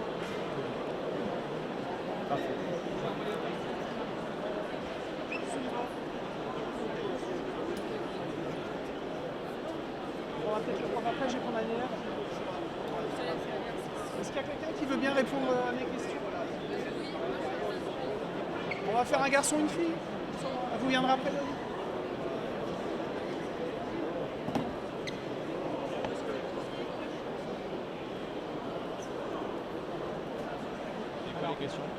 Je vais vous poser 2-3 questions, d'accord?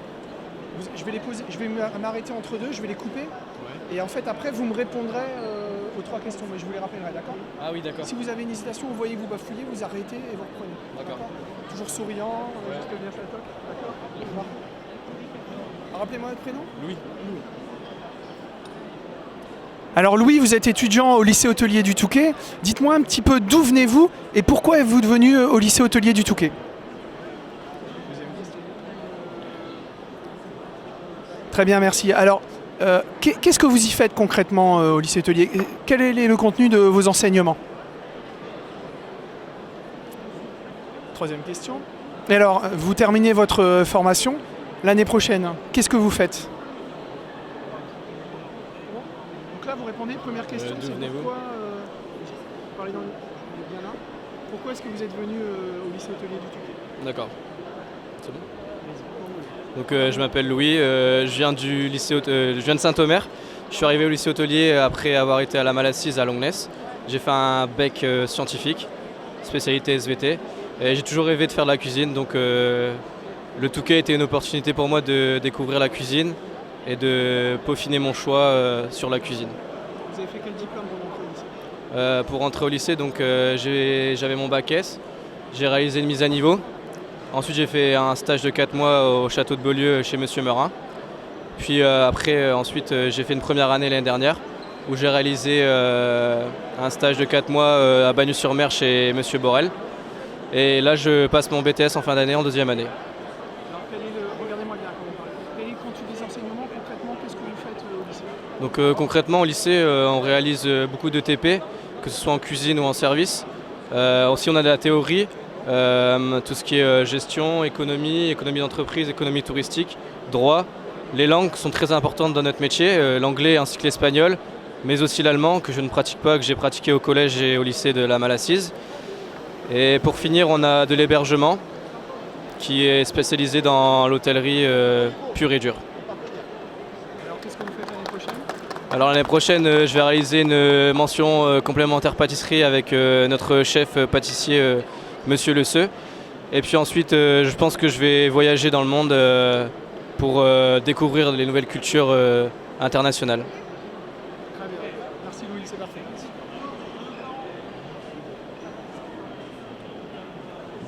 Où est-ce qu'elle est, Magali?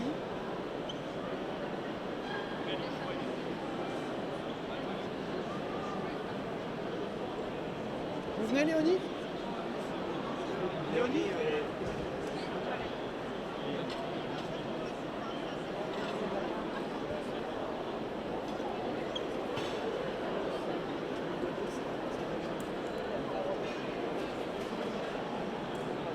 Alors pareil, vous me regardez pas la caméra, d'accord? En fait, je vous pose 3 questions. Donc première question, d'où vous venez? Qu'est-ce que vous faites au lycée Hôtelier du Pays? Qu'est-ce que vous faites l'année prochaine? Et après, vous répondez les 3 à la suite et vous ne pensez pas à la caméra. Et vous me regardez et vous souriez parce que je vous crois pas. D'accord? D'accord. Alors Léonie, vous êtes aujourd'hui sur le stand du campus des métiers et des qualifications Tourisme et Innovation et vous représentez le lycée hôtelier du Touquet. Mais dites-moi un petit peu, d'où venez-vous et comment êtes-vous arrivé au lycée hôtelier du Touquet? Attendez, je pose d'abord les 3 et après vous répondez, d'accord? Donc deuxième question. Alors concrètement, que faites-vous au lycée hôtelier et quelle formation suivez-vous actuellement? Troisième question. Très bien. Et alors l'année prochaine, qu'allez-vous faire? C'est bon? Allez, on y va. Vous répondez? Alors, vous mettez comme ça, 3 quarts. Vous ne regardez pas la caméra, vous répondez comme si on était dans le mur. D'accord? Allez-y. Alors bonjour, je viens du côté de Lille. J'ai intégré au lycée hôtelier la formation de mise à niveau. Et ensuite j'ai intégré un BTS hôtellerie-restauration. En option B, génie culinaire, art de la table et art du service. Ensuite je voudrais continuer en mention complémentaire pâtisserie une année et partir à l'étranger, voyager. Qu'est-ce que vous faites concrètement comme formation? Là vous faites quoi? C'est quoi les enseignements? Alors, en BTS hôtellerie-restauration, on a des enseignements généraux, donc la gestion, l'économie, le droit, le marketing. Et pour les enseignements pratiques, c'est le service, la cuisine et le management hôtelier. Et donc pourquoi voyager? Pourquoi est-ce que vous voulez voyager? Alors pour moi, l'hôtellerie-restauration, c'est un métier où on peut découvrir le monde, découvrir les cultures et le partage. Merci Léonie. Merci.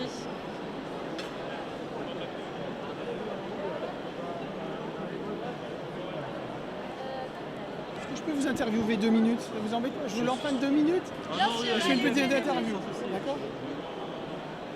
Je vous pose une question, on fait une petite pause, je vous donne le micro, vous me regardez et vous répondez. D'accord? Votre nom c'est monsieur? Malo. Malo.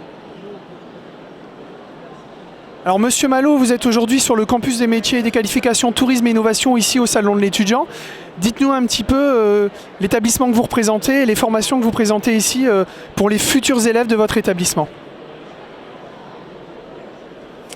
Bien, je suis formateur au niveau du lycée Marguerite Yourcenar à Beuvry. Et c'est avec un grand plaisir que sur ce campus, je rencontre mes collègues du Touquet parce que nous avons l'objectif, c'est de communiquer sur notre métier en donnant l'information aux futurs étudiants pour pouvoir adhérer à ce métier via l'éducation nationale.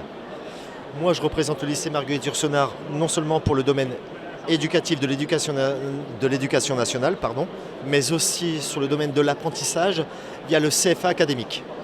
Alors, les jeunes que... Non, mais c'est bon. Les jeunes que vous avez, d'où viennent-ils en UFA et quel est votre public auquel vous enseignez? En fait, la diversité des jeunes qui sont intéressés par le métier via l'apprentissage, la formation de l'UFA, en fait, vient de différents catégories socio-professionnelles. Donc, selon le niveau d'études que les personnes choisissent, le niveau 5 pour un CAP, le niveau 4 pour un bac pro ou le niveau 3 pour le BTS, ça peut venir de différents horizons et de différents secteurs géographiques. Parce qu'il faut savoir que l'apprentissage, les personnes qui viennent dans nos établissements, c'est des personnes qui ont déjà signé un contrat d'apprentissage qui est avant tout un contrat de travail. Et comme c'est le maître d'apprentissage qui rémunère l'apprenant pour venir dans nos formations, c'est le maître d'apprentissage qui choisit le lieu de formation. Il peut y avoir des discussions entre la famille d'apprenants et le maître d'apprentissage pour une préférence d'aller soit au Touquet si la formation est enseignée ou à Beuvry chez nous, mais il y a d'autres lycées professionnels. Mais c'est le maître d'apprentissage qui est le dernier décisionnaire parce que c'est lui qui paye l'apprenant pour venir dans les lycées hôteliers. Et la plus-value de... Allez-y, profitez-en, la plus-value de Beuvry, c'est quoi? Il n'y a pas de plus-value pour la Beuvry. En fait, il faut voir la considération des éléments externes qui font qu'il y a peu d'échecs au niveau de la scolarité. On échoue souvent lorsqu'on ne prend pas les éléments extérieurs. C'est-à-dire que la proximité pour aller travailler, la proximité pour aller se renseigner au niveau de l'école, fait que maintenant l'apprentissage se fait dans tous les lycées professionnels. Tous n'ont pas les différents niveaux comme Beuvry peut avoir. Nous, on va du CAP jusqu'au BTS, avec des mentions complémentaires. Mais il y a des éléments extérieurs qui font qu'on peut accéder facilement dans notre métier via l'apprentissage parce que cette formation, elle est faite à côté de chez vous. C'est bon? Parfait, merci beaucoup. Et Madame Cocheteux? Il ne faut pas me donner le micro, moi je suis parti.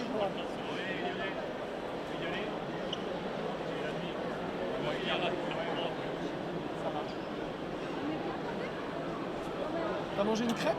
Ouais. On en aura le bol. Moi, je mange plus de crêpes pendant 3 mois. Grosse bise à Pascal, s'il te plaît. À bientôt. Est-ce que je peux voir si je suis prêt ou pas? Ça fait quoi? Ça. Enlevez votre sac, moi, dessus.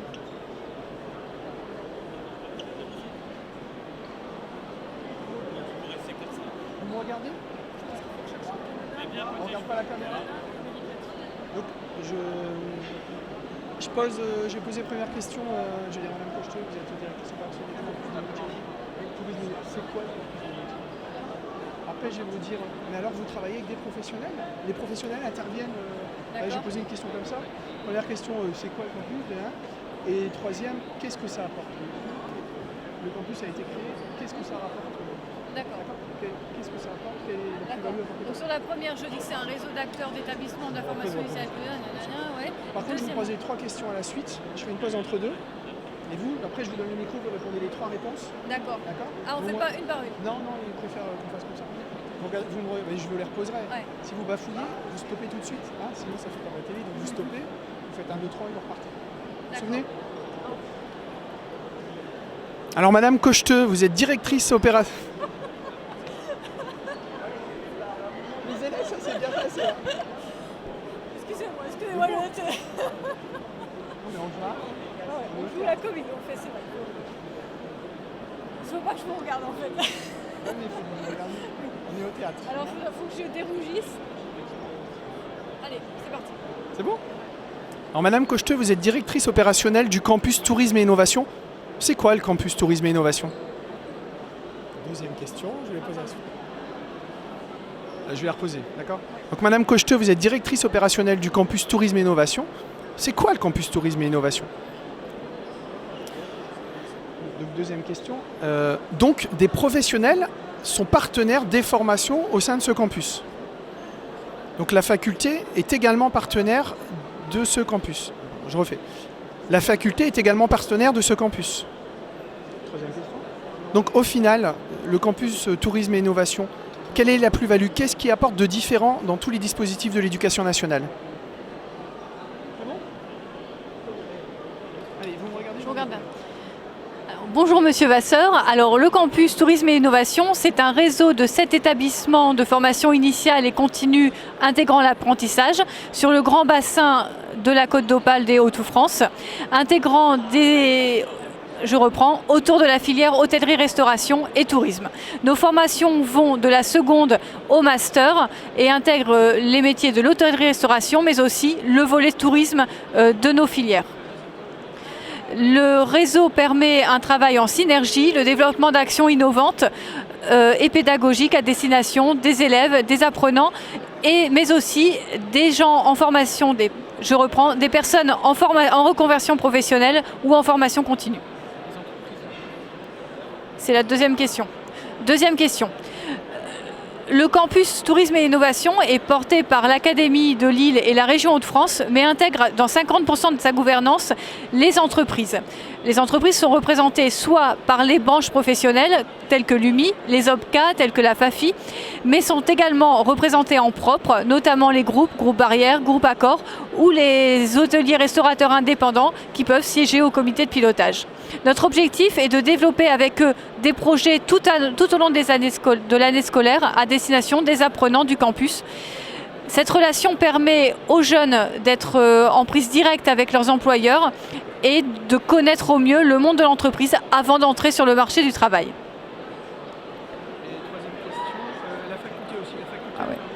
L'ULCO est un partenaire privilégié. Alors, l'université, je reprends. L'ULCO, Université Littorale Côte d'Opale, dont les différents sièges sont répartis sur la Côte d'Opale, est un partenaire privilégié du campus. En effet, notre objectif est de permettre la poursuite d'études de nos apprenants après le BTS vers la licence pro et les masters. Nous développons aussi un grand nombre de partenariats avec l'université sur le volet certification en langue qui chez nous est essentiel au développement et à l'employabilité des jeunes sur le secteur. Et troisième question, c'était La plus-value d'un campus, c'est dans un premier temps de repositionner les entreprises au cœur du dispositif. Nous disposons d'un espace d'innovation partagée où des entreprises sont en résidence et travaillent au quotidien avec les apprenants, les équipes pédagogiques dans le développement de projets sur différentes thématiques et le rapport est donc quotidien et plus instantané. La deuxième plus-value du campus est de placer également l'innovation au cœur du dispositif, dans la mesure où nous disposons de matériel innovant, de méthodes pédagogiques et de pratiques professionnelles qui